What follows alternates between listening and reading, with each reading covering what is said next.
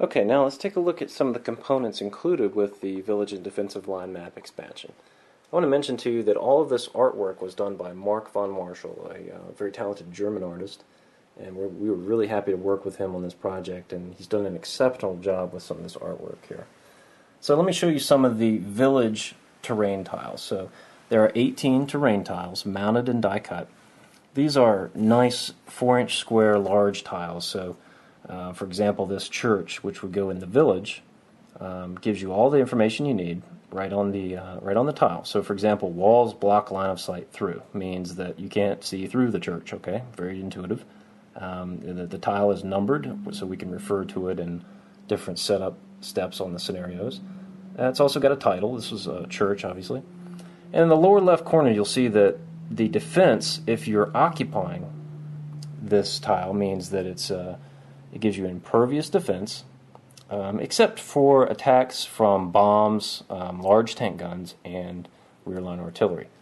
So, for example, if a Tiger tank is rolling through the streets of the village, he can actually bring his main gun to bear on this church and potentially destroy it.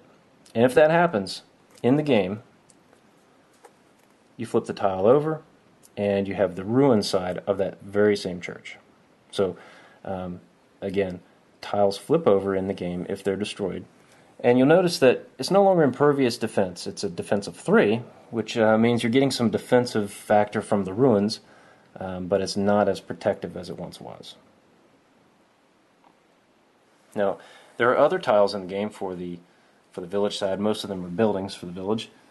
And with each one, there's an intact side and a ruined side.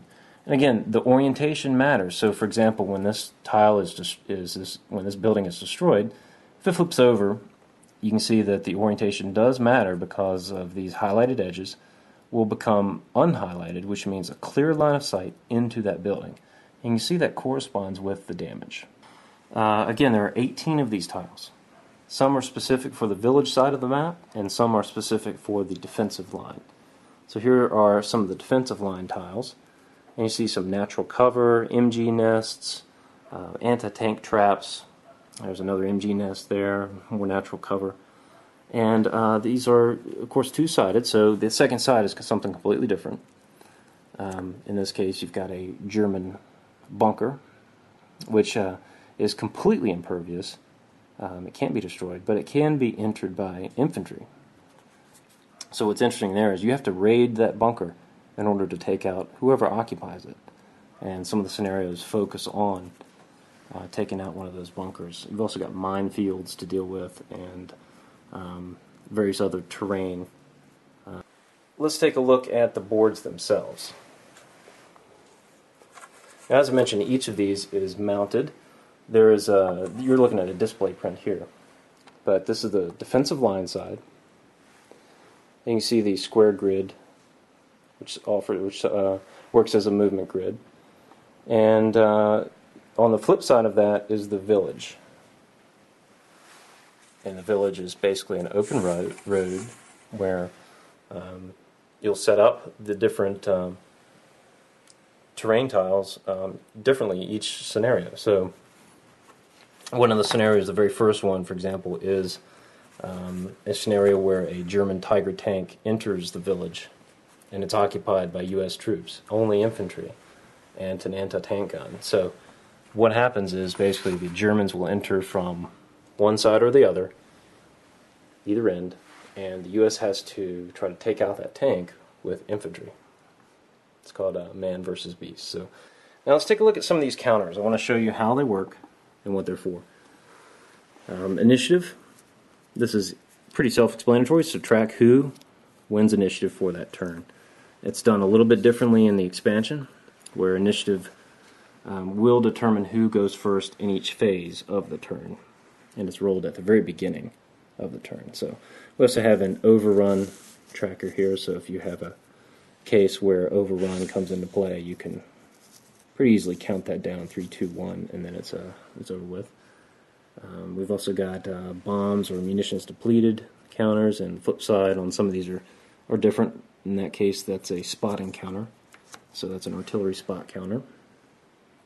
We've also got reserves entry points, This here is a turns of flight marker for aircraft, telling you how much longer it can stay in the air. And we've also got some temporary damage trackers. So you would simply put this right on the card and then turn it to track it.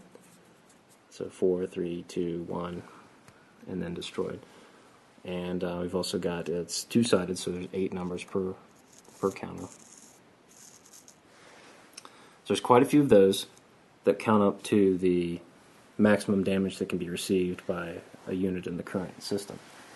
And now you have these paired targeting counters. Now in the production version, we'll note that these are color-coded, half of them for the US, half of them for the Germans. So they'll be blue and gray instead of all green. And that's based on some feedback from some players at some demos at conventions. So with these paired targeting counters, basically 2 is firing at 2, and when the attack is complete, you flip it over to show that you're done.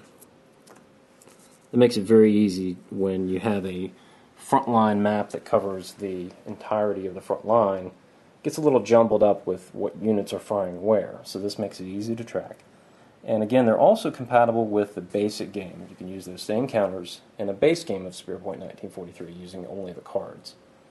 So again, here's the base game, and this is the requirement to play the expansion. You need 1 copy of this. And that includes all the cards which we reuse in the expansion. It includes the dice and everything as well. Now the rules are replaced. We actually include all of the Spearpoint basic game rules right in the expansion rules, so you don't have to go back and forth. So that is an overview of the components, and these will be nicely packaged in a nice large box. And there's a look at the box art by Mark von Marshall. So you're going to see a nice packaging here as well, very high quality. And as I mentioned before, you can also store the basic game right in the expansions box.